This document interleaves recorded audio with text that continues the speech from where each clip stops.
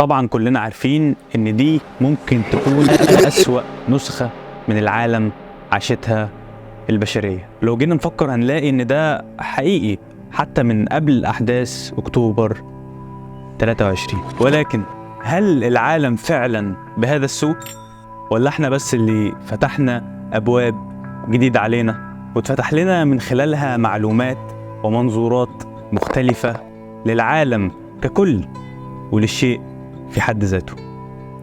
أنا مؤمن بسيوني، وأنا مؤمن جدا بالمنظور. قبل أي حاجة بفكر نفسي وبفكركم بالدعاء لإخواتنا في فلسطين. يا ريت ما نوقفش دعم بكل الطرق اللي نقدر عليها لحد ما ربنا يؤمر بطرق أكثر عدلا.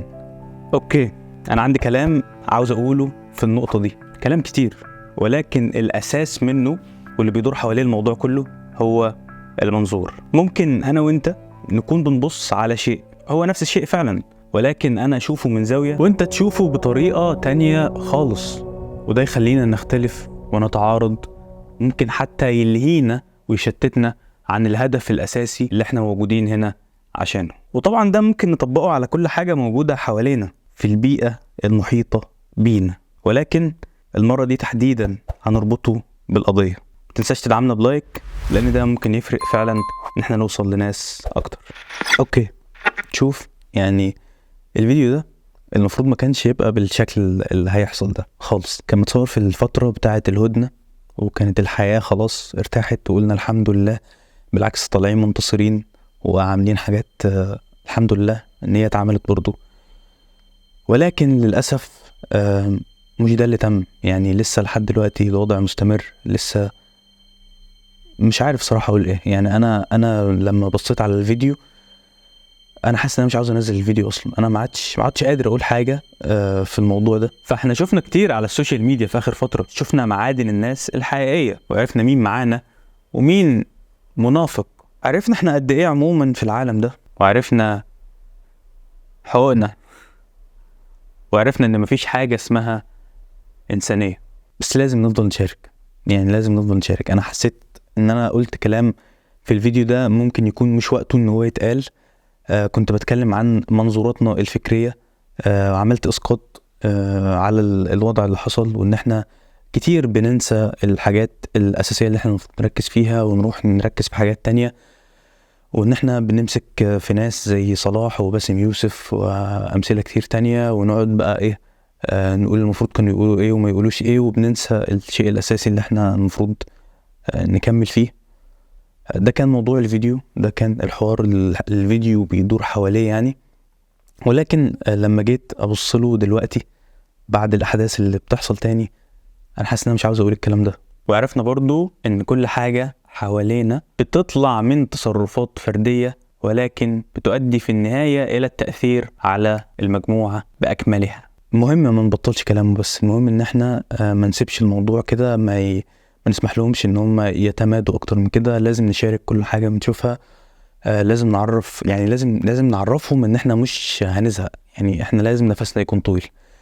ويا ريت يا ريت يا ريت تاني يعني نركز بقى على القضية وبس، يعني ما نبصش على هنا ولا هنا ولا هنا. يعني يا ريت نركز على الهدف بتاعنا، ان احنا عندنا حاجة لسه ما وصلناش ليها اصلا. يعني احنا لسه عندنا حاجة ما وصلناش ليها. يا ريت ندي لكل شخص مساحة التعبير الخاصة بيه طول ما هو مش بيأذينا.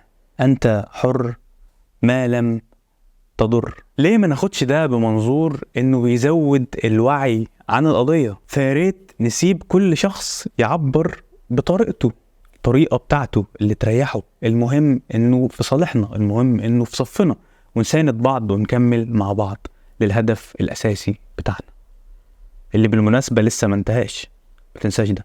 فياريت نكمل في نشر الوعي، وحتى لو كانت دي الحاجة الوحيدة اللي في ايدينا، فاحنا في ايدينا دعاء. ما نوقفش دعاء، نكمل دعاء، هو اللي في ايدينا اكتر حاجة. ونشر الوعي شيء مهم، ياريت ما نبطلش.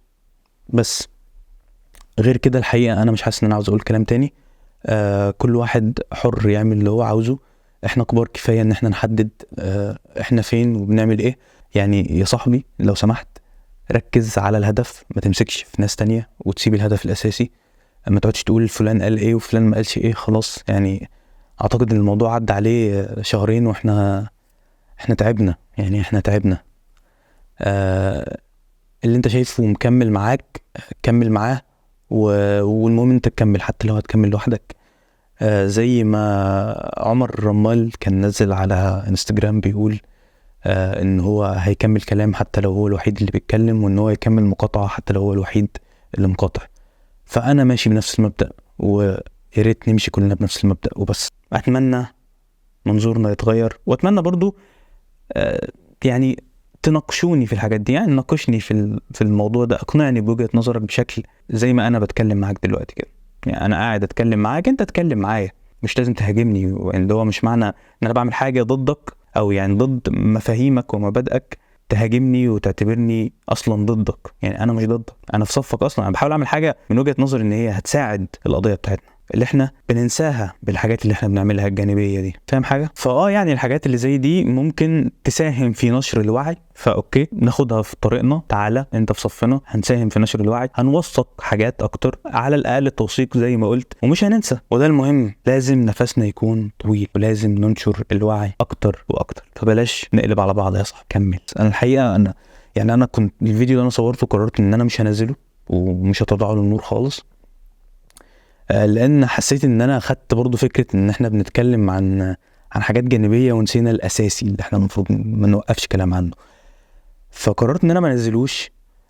ولكن حاليا انا كنت قاعد اصور فيديو تاني، فقلت طيب هقول كلمتين. لو انا حسيت ان الكلمتين دول ممكن يفرقوا، ممكن على الاقل يخلوا التايم لاين كده في حد لسه بيتكلم عن فلسطين، عشان تفضل قدامنا على طول، تفضل قدام عينينا على طول. فلو الفيديو ده نزل فاعرف ان انا عملت كده، انا عامله فعلا بنية ان بس يبقى لسه التايم لاين عليه حاجة لفلسطين. لازم فلسطين يبقى اسمها موجود معانا في كل حاجة لحد ما نقدر نعمل اكتر من كده. فياريت ما توقفش كلام، ما توقفش كلام. لو انت بالذات في ايدك مكان تتكلم فيه اتكلم. يعني لو انت حد عندك 100 واحد بيتابعوك، اتكلم وسمع ال 100 واحد دول زي ما انا بعمل دلوقتي وبس. دعوات بقى كتير في ايدينا، اكتر حاجة الدعوات، وكده كده بناخد الجايزة بتاعت الدعاء سواء هنا او في الدار الاخرة بإذن الله. اختار تبقى فين لو سمحت، اختار المنظور الخاص بيك، وبلاش تمشي ورا عقلية القطيع. لازم تكون واعي انت فين بالظبط، وادي لنفسك دايما فرصة انك تسمع وتشوف بنفسك وتقرر بنفسك، عشان الدنيا مش مظبوطة اليومين دول على السوشيال ميديا، مفيش اي حاجة حقيقية.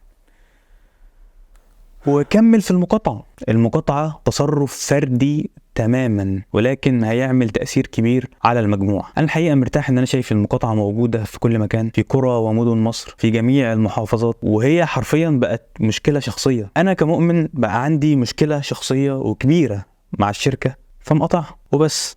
هي دي الفكرة، فردية بحتة، ولكن تأثيرها كبير الحقيقة، وأعتقد كلنا شايفينه. وبعدين حقيقة يعني تتقال، منتج بلدنا فعلا رائع، بالذات في المنتجات الغذائية. الحقيقة يعني ما اعتقدش ان احنا محتاجين نجيب حاجة مش بتاعتنا.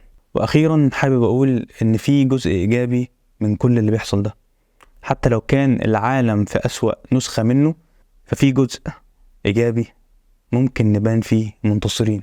والوعي فعلا زاد كتير. المنظور العام للوضع اختلف تماما عن قبل كده، وده هيفرق معانا في كل اللي جاي.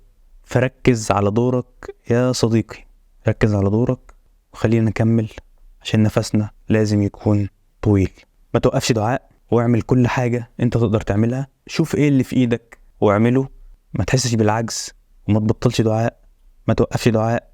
ادعي كتير، وان شاء الله نشوف حلول اكثر عدلا قريبا يا رب. وما ننساش ان احنا مش لوحدنا في الموضوع، وان احنا مع بعض، وبإذن الله هنكسب في الآخر. كده كده هنكسب، ولكن لربنا حكمة هنشوفها بالوقت. وشكرا ليك لو وصلت لهنا في الفيديو. أشوفك في فيديو تاني قريب بإذن الله، وأتمنى تكونوا بخير دايما.